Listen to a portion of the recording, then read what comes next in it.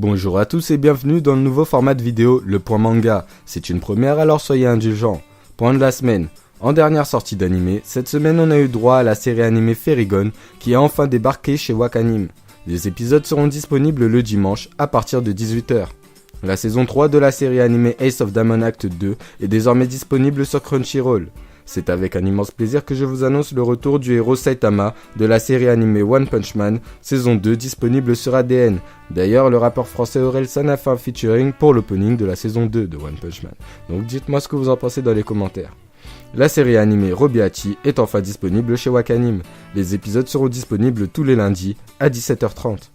Pour les fans de science-fiction, la série Guilty Crown est disponible sur Netflix. Cette série a été produite par le studio Production IG et réalisée par le célèbre Tetsuro Araki, qui est le réalisateur de Death Note ainsi que de l'Attaque des Titans. L'anime Itoribochi no Maru Sekaitsu, ou en français Le Monde Entier du Monde Entier, ainsi que l'anime Amazing Stranger, sont disponibles sur Crunchyroll. La série After Lost est désormais visible sur Wakanim. L'anime Yatogame-chan ainsi que l'anime Nobunaga Teacher Young Bride sont percevables sur Crunchyroll. Et pour les fanatiques de magie et de fantasy, la série animée Wise Man Grandchild est désormais disponible sur Wakanim. Film, un premier teaser a été dévoilé pour le film de l'anime Kaguya-sama, qui est prévu pour le 6 septembre au Japon. On ne sait pas si une sortie est prévue en France, c'est le cas également pour le film d'animation Promare, qui débarquera le 24 mai au Japon. Une bande-annonce est disponible pour le film d'animation Les Enfants de la Mer, qui sera dans nos salles de cinéma le 10 juillet.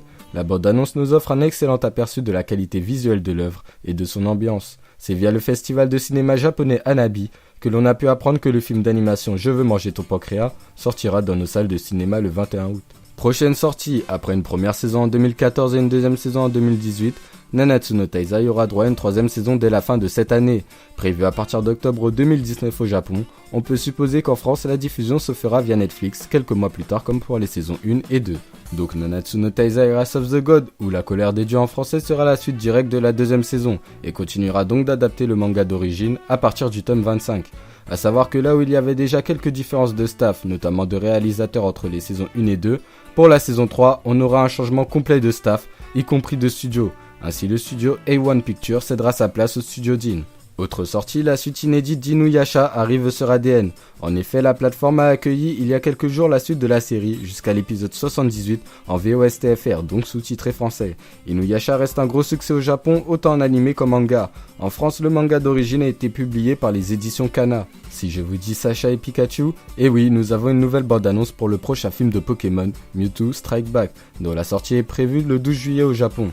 D'ailleurs, pour les fans de Pokémon, le film Détective Pikachu sortira le 8 mai 2019 dans nos salles de cinéma. Événement, l'anime The Promised Neverland, auquel nous avons fait des reviews et une vidéo dessus, a remporté le tournoi Shonen 2018, et se voit donc être le Shonen de l'année 2018 par les otaku.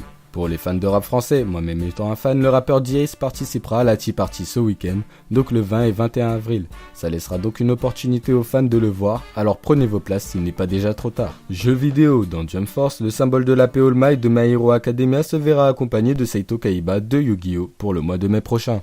Coup de cœur, je vous fais part de mon coup de cœur de la semaine. Il s'agit de l'anime Carol and Tuesday, disponible sur Netflix, mais je le regarde sur Jet Anime. D'ailleurs, n'hésitez pas à laisser en commentaire votre site de streaming préféré ainsi que vos coups de cœur du moment. Quant à la série, je ne vous en dis pas plus car elle fera sûrement l'objet d'une prochaine vidéo. Et pour ceux qui sont fans de musique, cet anime est sûrement fait pour vous, alors jetez-y un œil. Incontournable, pour ceux qui ne s'y connaissent pas trop en animé ou pour ceux qui veulent se rafraîchir la mémoire, je vais vous faire part d'un incontournable à chaque émission. Cette semaine, mon incontournable est Mob Psycho 100, donc ceux qui ne l'ont pas encore regardé, foncez car vous allez vibrer, surtout si vous aimez action, comédie, school life et surnaturel. Bon, je crois qu'on a fait le tour, ce sera tout pour cette vidéo, donc si vous l'avez aimé, mettez un like, et si vous ne l'avez pas aimé, mettez un like aussi, ça nous donnera de la force, après aidez-moi. Donc partagez la chaîne à vos amis car plus on est, mieux c'est. Aussi, n'hésitez pas à me dire ce dont vous avez pensé de ce nouveau format de vidéo. Partagez et commentez un maximum pour me donner de la force d'en refaire. Sur ce, c'était Hope et je vous dis ciao l'ami.